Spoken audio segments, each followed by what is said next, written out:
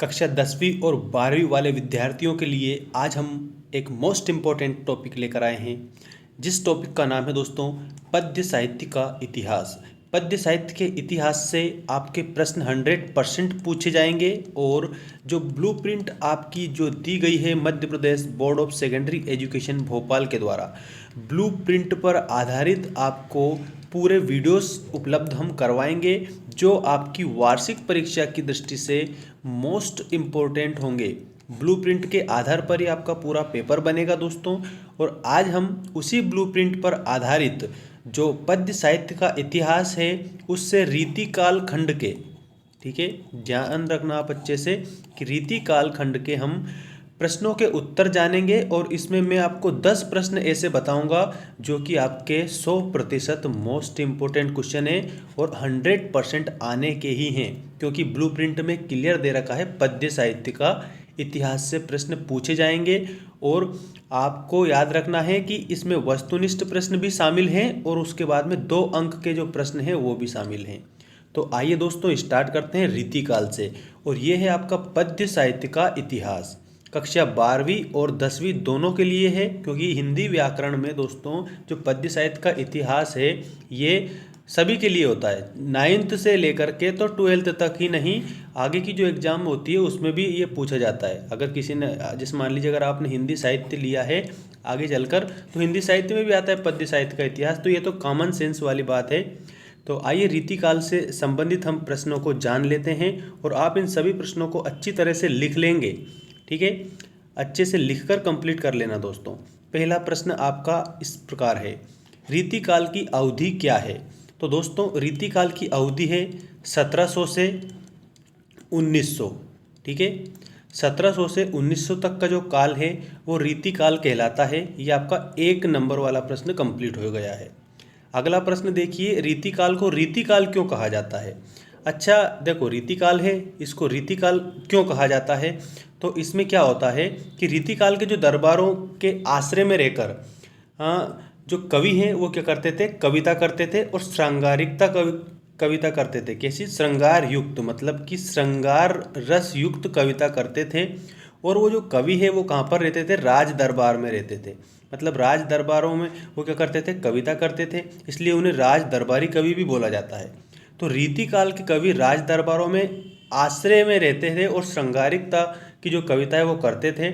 इस युग की रचनाएं प्राय काव्य शास्त्र के लक्षणों, मतलब काव्य शास्त्र के जो मुख्य लक्षण होते हैं उनमें क्या आता है? रस, छंद, अलंकार आदि को समझाने के लिए लिखी गई, इसीलिए इन्हें रीति ग्रंथ कहते हैं और इस काल को रीतिकाल कहते हैं। अब इसमें आपको यहाँ पर ध्यान रखना है कि इस ग्रंथ को रीति ग्रंथ इसलिए कहते हैं क्योंकि उसमें रस, छंद और अलंकार आदि को ध्यान में रखा जाता है। और जो ये काव्य जो शास्त्र है ये काव्य शास्त्र के लक्षण है, रस, छंद और अलंकार, तो इन्हीं को ध्यान में रखकर कविता लिखी जाती थी। जो कि रीति मतलब एक प्रकार से कह सकते हैं नियम, ठीक है, एक प्रकार से हम क्या कह सकते हैं कि ये नियम थे। तो उन्हीं नियमों के आधार पर रस, छंद, अलंकार के नियम थे वो, और उसी नियम के आधार पर ग्रंथ लिखे गए और उन्हीं ग्रंथों को रीति ग्रंथ कहा गया। और जिस काल में वो लिखे गए उस काल को रीतिकाल कहा गया। तो इस प्रकार से रीतिकाल को रीतिकाल कहा जाता है। ये दूसरा प्रश्न कंप्लीट होता है। इसके बाद में दोस्तों आपको बताना है रीतिकाल की मुख्य विशेषताएं बताइए। ये प्रश्न 2016 में आपके क्लियरली पूछा गया था मध्य प्रदेश की परीक्षा में। रीतिकाल की मुख्य विशेषताएं निम्नलिखित है। पहली विशेषता देखिए, रीतिकाल के काव्य में श्रृंगार रस की प्रधानता है। पहली बात तो ये याद रखना कि जो श्रृंगार रस है इसकी प्रधानता रीतिकाल में पाई जाती है, ठीक है। और श्रृंगार रस के 2 भेद है, एक तो है संयोग श्रृंगार, ठीक है, और दूसरा है वियोग श्रृंगार। संयोग श्रृंगार और वियोग श्रृंगार, संयोग में मिलन का वर्णन और वियोग में बिछड़ने का वर्णन होता है। तो रीतिकाल के जो काव्य है उसमें श्रृंगार रस की प्रधानता है।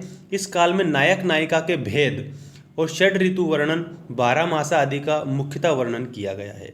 अगला देखिए, इस काल में लक्षण ग्रंथों की प्रधानता रही है।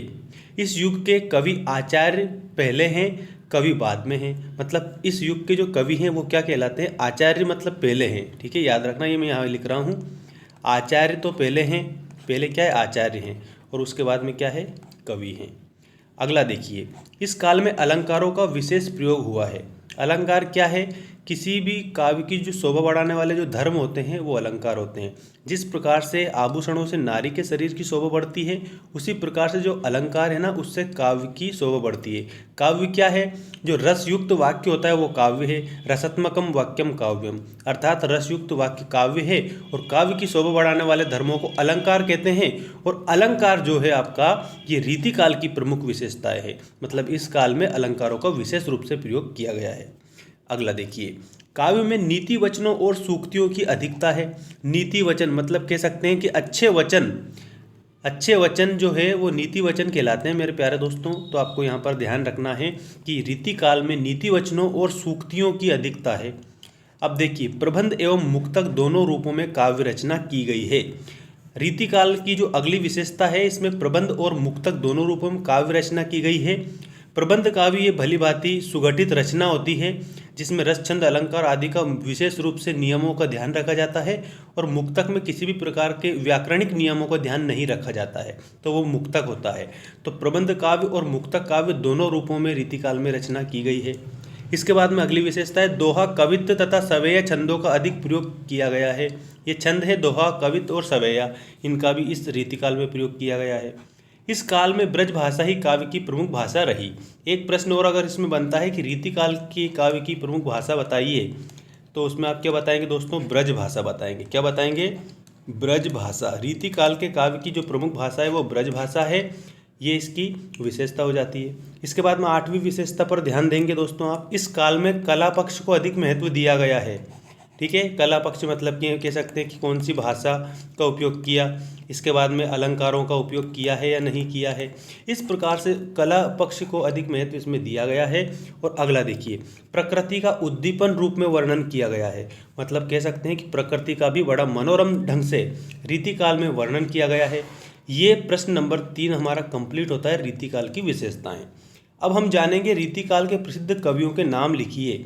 तो दोस्तों याद रखना, रीतिकाल के प्रसिद्ध कवि हैं देव, मतीराम, बिहारी, केशवदास, सेनापति, पद्माकर, भूषण, घनानंद आदि। अब ये क्या है? रीतिकाल के कवि हैं दोस्तों। अब रीतिकाल के कवियों के बाद में हम बात कर लेते हैं दोस्तों मोस्ट इम्पोर्टेंट क्वेश्चन, और आपको लिख लेना है, इसको लिख कर याद करना है एक एक क्वेश्चन को। देखिए, रीतिकाल के प्रमुख कवियों एवं उनकी प्रसिद्ध रचनाओं के नाम लिखिए। तो प्रमुख कवि है बिहारी, उनकी रचनाएं बिहारी सतसई। दूसरे कवि हैं केशवदास, केशवदास की रचनाएं रामचंद्रिका। इसी प्रकार से तीसरे कवि है सेनापति, और इनकी रचनाएं कवित्व रत्नाकर। इस प्रकार से मतीराम, मतीराम अगले कवि हैं और इनकी रचनाएं फूल मंजरी। तो ये रीतिकाल के प्रमुख कवि और उनकी रचनाएं, ये हो गई। प्रश्न इस प्रकार से अगर आपका परीक्षा में आता है, रीतिकाल के प्रमुख कवियों एवं उनकी प्रसिद्ध रचनाओं के नाम लिखिए, तो आप इसी प्रकार से जैसे यहाँ पर लिखा हुआ है ना, ऐसे ही आप अच्छे से लिखेंगे। अगला प्रश्न देखिए, रीतिकाल की मुख्य धाराओं के नाम लिखिए। तो दोस्तों रीतिकाल की मुख्य धाराएं हैं, एक तो रीतिबद्ध काव्य धारा और एक है रीति मुक्त काव्य धारा। रीतिबद्ध काव्य धारा और रीति मुक्त काव्य धारा रीतिकाल की 2 धाराएं हो गई। 7वां प्रश्न देखिए, रीतिकाल के प्रमुख आचार्य कवियों के नाम बताइए। तो रीतिकाल के जो प्रमुख आचार्य कवि हैं उनमें एक तो है केशवदास, दूसरा है कुलपति मिश्र, तीसरा है देव और चौथा है ग्वाल कवि। अगला प्रश्न देखिए, रीतिकाल में वीर रस की कविता किस कवि ने लिखी। मतलब कि जो वीर रस है, वो वीर रस की कविता किस कवि ने लिखी है, तो उस कवि का आपको क्या बताना है दोस्तों? नाम बताना है। तो उस कवि का जो नाम है दोस्तों वो है भूषण। भूषण जी ने वीर रस प्रधान कविताएं लिखी है रीतिकाल में, और रीतिकाल के ये एक प्रमुख कवि माने जाते हैं। और वीर रस जो है दोस्तों, याद रखना, ये वीरतापूर्वक कार्यों को दर्शाने वाला रस होता है। और वीर रस का जो स्थायी भाव होता है दोस्तों, वो होता है उत्साह। ठीक है, उत्साह ये वीर रस का स्थायी भाव है। अगला देखिए दोस्तों, रीति मुक्त काव्य किसे कहते हैं। तो रीति परंपरा पर आधारित रूढ़ियों एवं साहित्यिक बंधनों से मुक्त काव्य को रीति मुक्त काव्य कहा जाता है। देखो, रीति मुक्त कहा जाता है, रीति मतलब वही होता है रूढ़ी परंपराएं आदि। अगर इनसे मुक्त है, बंधन से मुक्त अगर है, तो वो रीति मुक्त काव्य कहलाता है, इतना याद रखना। लास्ट प्रश्न है दोस्तों ये मोस्ट इंपॉर्टेंट, इसको और देखिए, रीति मुक्त काव्य धारा की मुख्य विशेषताएं लिखिए। तो रीति मुक्त काव्य धारा की मुख्य विशेषताएं इस प्रकार है। पहली तो है रीति मुक्त काव्य, शास्त्रीय मान्यताओं एवं रूढ़ियों के बंधन से मुक्त है, मतलब कि कह सकते हैं कि छूटा हुआ है, ठीक है, मुक्त है, किसी भी प्रकार का क्या नहीं है, बंधन नहीं है। अगली विशेषता देखिए, इस काव्य में कल्पना तत्व की प्रधानता है। कल्पना तत्व की प्रधानता का मतलब ये है दोस्तों कि इमेजिनेशन ज़्यादा है, कल्पना करी है उन्होंने, अपनी कविताओं में अनेक प्रकार की कल्पना कर ली है, तो इसमें कल्पना तत्व की प्रधानता है। इसमें लाक्षणिकता एवं व्यंजकता है, मतलब कह सकते हैं कि ये है आपकी शैली, अभिधा, लक्षणा और व्यंजना, जिनमें से लाक्षणिक और व्यंजनक दोनों का अधिक प्रयोग किया गया है। अब देखिए अगली विशेषता, अनुभूति एवं आवेग को विशेष महत्व दिया गया है। रीति मुक्त काव्यधारा में अनुभूति मतलब कह सकते हैं अनुभव, मतलब अपने मन में जो भाव आ जाते हैं, ठीक है, अनुभव जब हम उसे मतलब किसी भी व्यक्ति को अनुभव अगर हो जाते हैं तो वो अनुभूति होता है कि ऐसी अनुभूति हो रही है, ऐसा सोचने में आ रहा है। तो और आवेग को भी विशेष प्रकार से महत्व दिया है, और ये रौद्र का मतलब रौद्र का क्या, वीर का, ठीक है, आवेग जो है ना दोस्तों, ये वीर की एक पहचान होती है, वीर रस की। तो ये आपका जो प्रश्न मैंने आपको 10 प्रश्न बताए जो कक्षा 10वीं और 12वीं दोनों के लिए है, पद्य साहित्य का इतिहास, और ऐसे प्रश्न ध्यान रख लेना कि परीक्षा में 100% पूछा जाएगा, लिख कर रख लेना कि 100% आएगा। और ये ब्लूप्रिंट पर आधारित चीज़ है दोस्तों, ब्लूप्रिंट पर आधारित आपको सारी की सारी मैं वीडियो उपलब्ध करवा रहा हूँ। चैनल को सब्सक्राइब जरूर कर लेना इस प्रकार की अगर आपको अपडेट चाहिए तो, और हमारा टेलीग्राम जो ग्रुप है उस पर भी आप जुड़ सकते हैं। आप ऐसा करिए, इस यूट्यूब के जो अबाउट सेक्शन है उसमें हमने टेलीग्राम की लिंक दे रखी है। टेलीग्राम की लिंक आप जैसे ही क्लिक करेंगे ना तो आपको ज्वाइन बटन दिख जाएगा, ज्वाइन हो जाइए टेलीग्राम में, और वहाँ पर मैं ये PDF उपलब्ध करवा दूंगा आपको। जैसे मान लीजिए ये आज वीडियो बनाया मैंने, ये पद्य साहित्य का इतिहास, अगर आपको इसका ये PDF चाहिए तो आप क्या करेंगे, टेलीग्राम ग्रुप से जुड़ जाएंगे। टेलीग्राम की जो लिंक है मैंने अपने चैनल के अबाउट सेक्शन में दे रखी है, आप जाकर देख सकते हैं। मिलते हैं दोस्तों नेक्स्ट वीडियो में। जो आने वाला वीडियो है आपके लिए मोस्ट इम्पोर्टेंट होगा और ब्लूप्रिंट पर आधारित होगा, जो आपकी परीक्षा की दृष्टि से काफ़ी अच्छा साबित होगा। धन्यवाद।